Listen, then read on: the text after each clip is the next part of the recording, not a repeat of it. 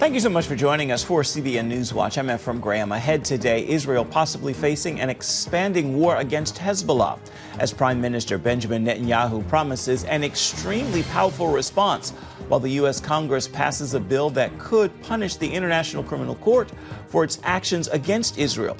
We're going to bring you the report from Jerusalem. Here at home, President Biden's executive order on illegal immigration drawing fire from both sides of the aisle and already facing a lawsuit. Remembering those who fought and died on the 80th anniversary of D-Day, and we'll meet the great-grandson of one of the war heroes. And the cause of death has now been revealed for the beloved Christian singer Mandisa. All those stories and more ahead today, right here on CBN NewsWatch. This is CBN NewsWatch.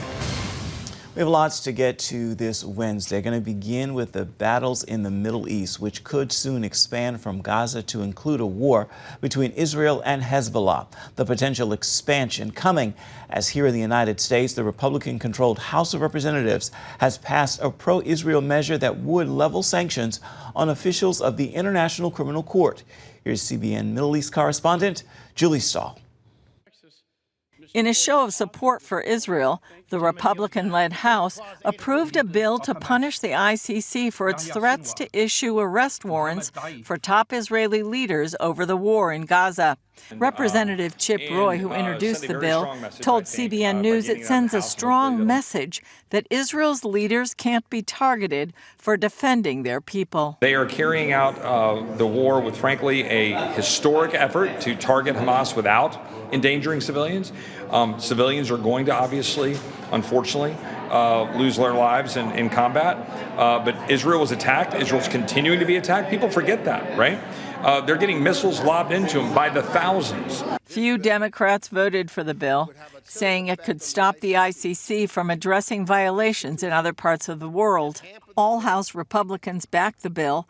House Speaker Mike Johnson called it a matter of conscience to support Israel in its fight against Hamas. The idea that they would issue an arrest warrant for the Prime Minister of Israel, Defense Minister of Israel, at the time where they're fighting for their nation's very existence against the evil of Hamas as a proxy of Iran, is unconscionable to us. President Biden appeared to give credence to a serious charge against Benjamin Netanyahu in an interview with Time magazine. When asked if Israel's prime minister is dragging out the war in Gaza to stay in power, Biden responded, "There is every reason for people to draw that conclusion." The president had a different answer when reporters publicly pressed him on it on Tuesday. Is Prime Minister Netanyahu playing politics with the war? I don't think so. He's trying to work out a serious problem he has. As the U.S. awaits a response from Hamas on its ceasefire proposal, there's growing concern of how many hostages may be left alive. Israel's N12 News released chilling audio of a mother and her twin daughters calling for help on October 7th as terrorists invaded their home in Kibbutz Nir Oz.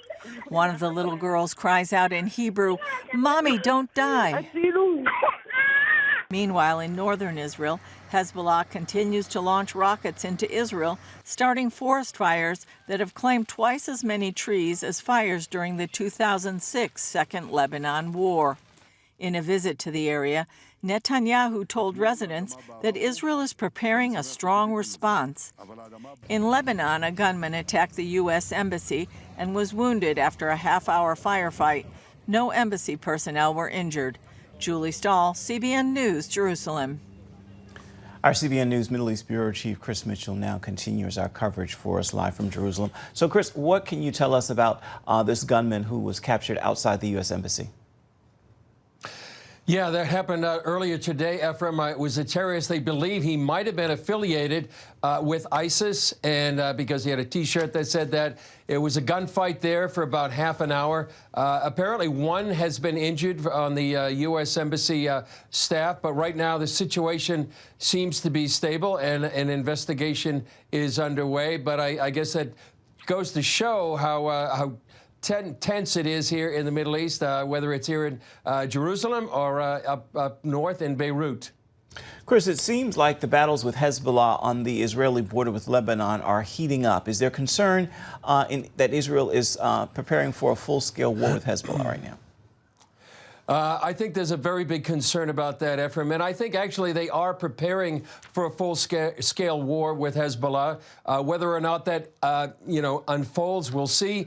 As Julie said in her report, Benjamin Netanyahu visited Kiryat Shimona today. That's just about 5 miles from the Lebanese border. And he said they're prepared for a, quote, extremely powerful action in the north. He also met with IDF forces to discuss those operations against Hezbollah. The IDF chief of staff recently said that there was going to be, they were working on plans. And also recently, as we reported, Minister of Finance Smotrich, he said that really time has run out to do something on the northern border. There's a lot of frustration of the people up in the north. Like there's a yeshiva in Kiryat Shimona, says they need to restore the security to the north. And as we said the other day, it's really devastating to agriculture. Our colleague Chuck Holton was up there.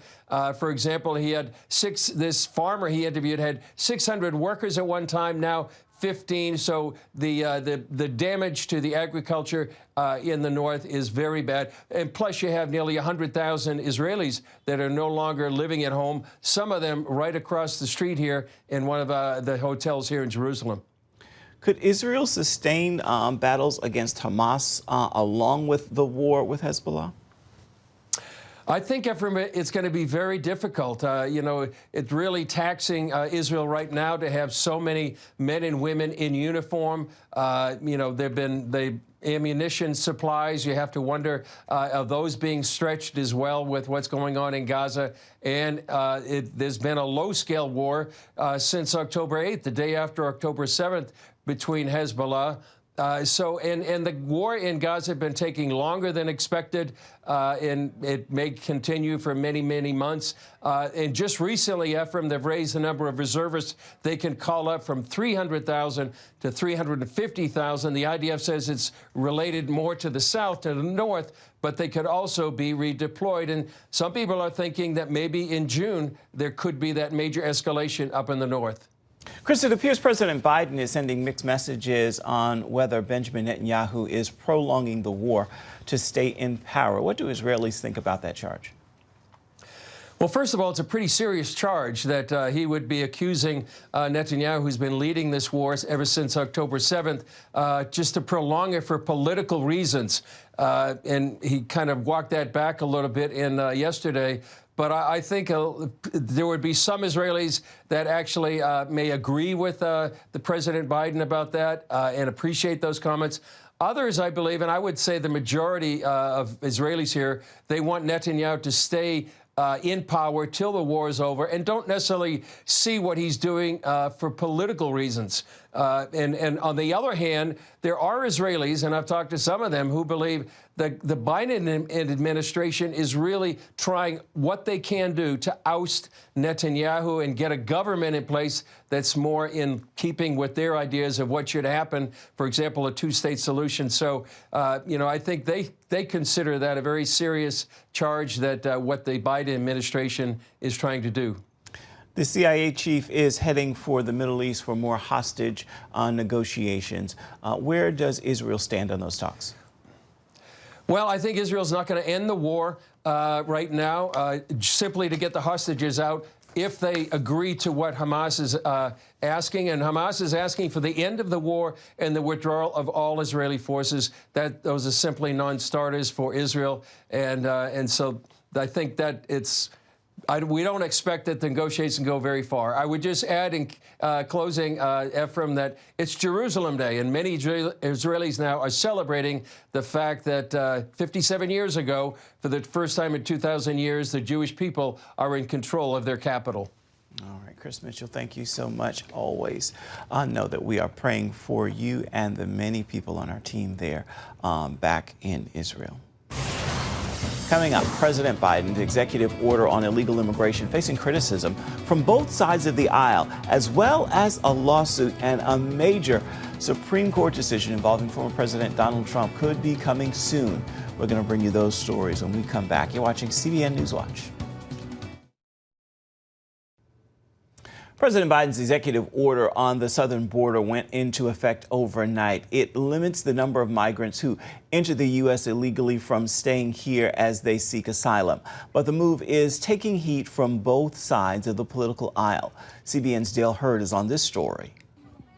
After 3 years of border chaos, President Joe Biden announced an executive order Tuesday to place restrictions on the record number of illegal immigrants seeking asylum in the U.S., effective immediately. The order gives Biden the kind of powers President Trump used to secure the border, powers which Biden canceled when he took office and which he claimed for most of his presidency he did not have the authority to use. But with polls showing the southern border as a top election issue, the White House is trying to neutralize a major political liability.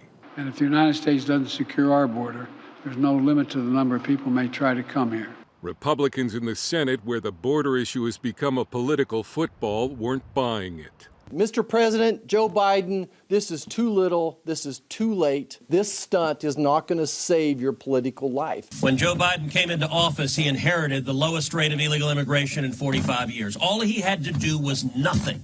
But instead, he deliberately broke the system. Customs and Border Protection says there have been 10 million enforcement actions since Biden took office. Under Biden's new border policy, the border will shut down when migrant apprehensions average 2,500 a day over the course of a week. And people who enter the U.S. illegally will no longer be allowed to stay while their asylum claims are being processed. Progressives warn the move will backfire. They think it's going to bring Republicans over or some independents. I don't think it does. And I think in the end, we end up hurting the very people that we're fighting for. The ACLU has already said it will challenge the law in court. Those trying to help illegal immigrants worry the order will only worsen the situation at the southern border. What we are expecting now is that the Biden administration will weaponize what's left of our asylum system to criminalize migrants. Biden's move is supposed to mean faster deportations and fewer illegal entries at the border. But Biden's expected election opponent, former President Donald Trump, wasn't buying it. The truth is that Joe Biden's executive order won't stop the invasion. It's weak and it's pathetic. Biden's order makes for exceptions for unaccompanied minors, victims of human trafficking, immigrants with severe medical emergencies, and those facing threats to their safety. Dale Hurd, CBN News. I want to turn now to another important political story. The Supreme Court could soon decide an unprecedented decision regarding presidential immunity. Former President Donald Trump argued he shouldn't be held liable for actions taken while in office. As Gary Lane reports, the court's ruling could have a significant impact on the chief executive's power. The nation stands at a crucial moment regarding presidential immunity, especially since this case involves former President Donald Trump, who claims he acted in his official duties as president on January 6th and is immune from prosecution. Regardless of what the court does here, the decision that they hand down is going to have a significant effect on executive power moving forward. That's because of the possible impact on past presidents. For example, a ruling that presidents do not have unlimited immunity could mean the potential for former President Barack Obama to be held liable for ordering the assassination of Osama bin Laden. The same could go for George W. Bush for his role in the Iraq War and execution of Saddam Hussein, and Bill Clinton for the bombing of a Sudanese pharmaceutical plant. Recently, I spoke with Cedarville University political scientist Dr. Caleb Smith about the case. It may come down then to official acts as president and unofficial acts as a private citizen or presidential candidate. So how do we decide? Who decides what is official and what isn't? So the clearest place to go to decide what's an official act and what's not would be the Constitution itself. Now, it's not going to be an exhaustive list, but when we're seeing the president execute powers that are listed there in Article 2, so for example, something like the commander-in-chief power or the power of appointment, those are presidential powers that are recognized and that are authorized by the Constitution. And it's difficult for me to imagine that the president can be criminally charged simply for exercising those kinds of powers. Bradley Jacob, Associate Dean at Regent University Law School, says courts have already established a legal precedent on civil immunity for presidents. You can't get damages from a president because of his decisions. And I'm not sure that any of those other issues violated the criminal law, because if you're in a military situation, the president has quite a bit of flexibility as commander-in-chief. And throughout the whole history of the world, presidents, kings, executive leaders have ordered military actions that have caused their own people to die. Smith argues that the U.S. Supreme Court is likely to rule that presidents are subject to the same criminal standards as military officers. You have certain proper functions. You have the rules that are in place under the Uniform Code of Military Justice. Once you step outside of those, well, then you can be held responsible. I think the president's going to end up in a similar place. Most constitutional law scholars agree the court is likely to rule that presidents have immunity from prosecution only for their official acts as president. So does that mean Donald Trump's criminal trials could be dismissed? I don't know that any of them will go away. Maybe a few of the allegations, a few of the indictments will be thrown out, but by and large, I think you're going to see continued movement towards the trials of President Trump, but probably not fast enough to reach any conclusions before the election.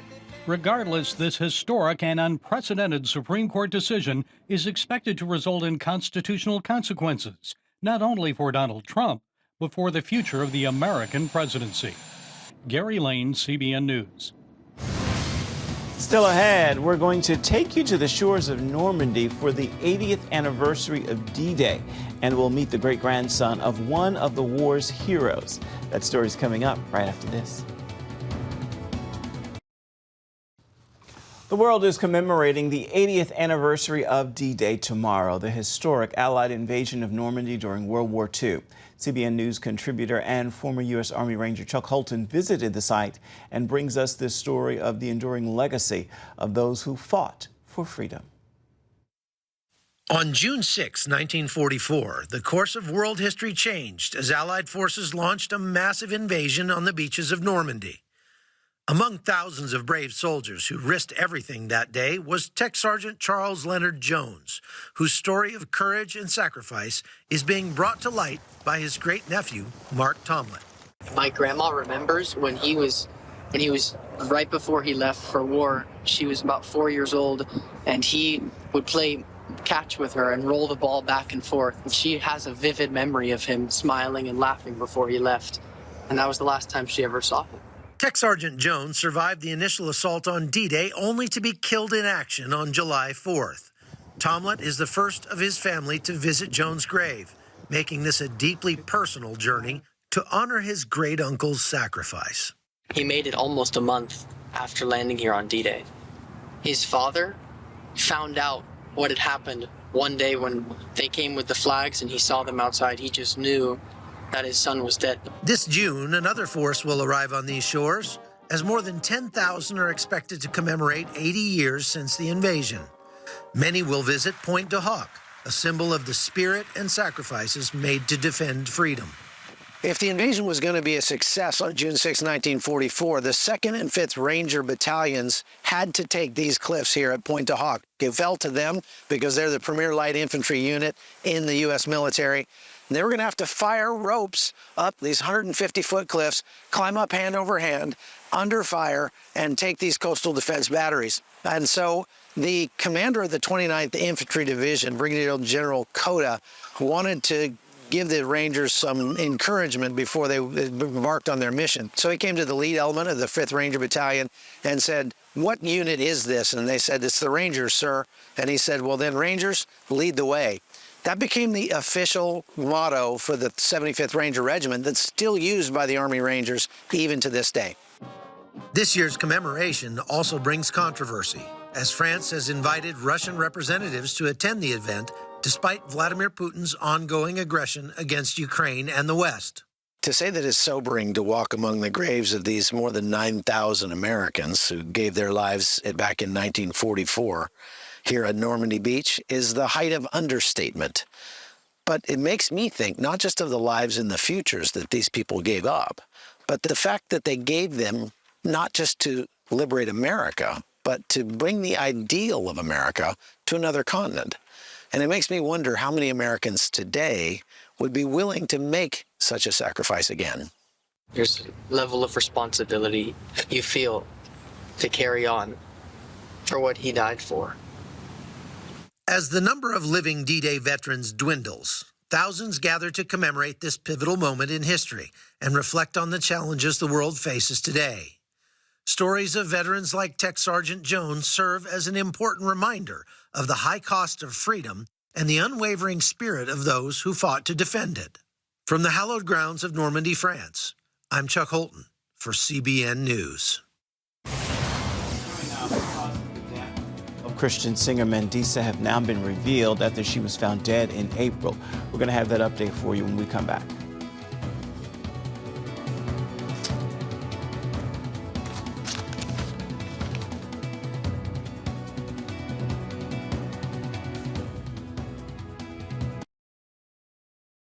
Get your daily quick start from CBN News. A quick read on the important news of the day delivered right to your inbox. Stay current on breaking news, politics, and entertainment.